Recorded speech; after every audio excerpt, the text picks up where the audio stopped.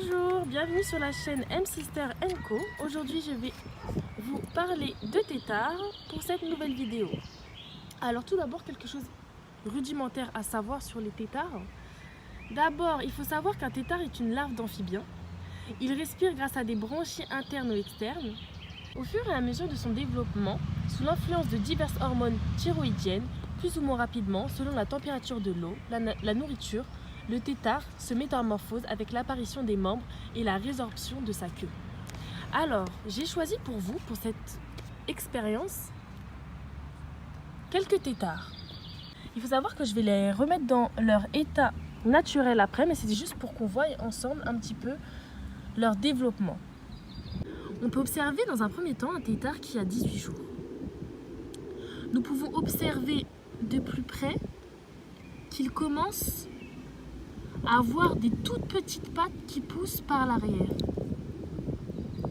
Mais ça se remarque très difficilement à la caméra. Voilà, dans un deuxième temps, un têtard âgé de 21 jours. On peut remarquer plus distinctement les petites pattes qui commencent à pousser. Voilà. On peut remarquer aussi qu'il a pris en masse. Il est plus gros que le premier.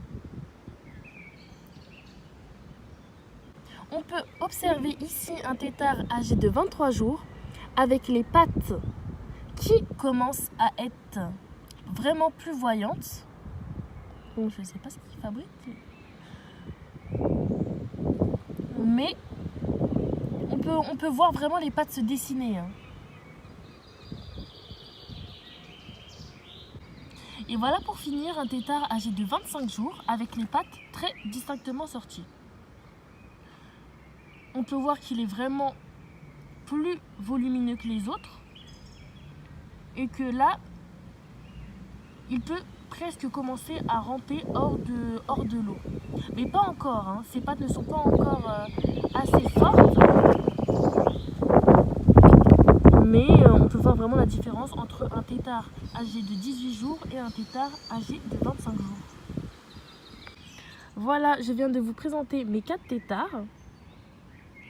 Je vais dans une deuxième vidéo vous présenter un petit peu leur habitat, ce que j'ai fait. J'ai fait quelque chose de très sommaire, hein, étant donné que ils n'ont pas besoin de beaucoup pour leur développement.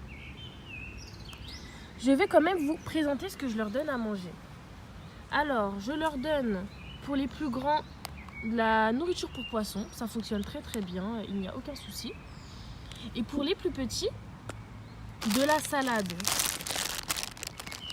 Je vais vous montrer comment je la fais. Alors, c'est très simple. Je la mets à bouillir pendant quelques secondes parce qu'il ne faut pas que justement la chaleur et de l'eau enlève les nutriments essentiels de la salade. Donc, il faut faire ça très rapidement.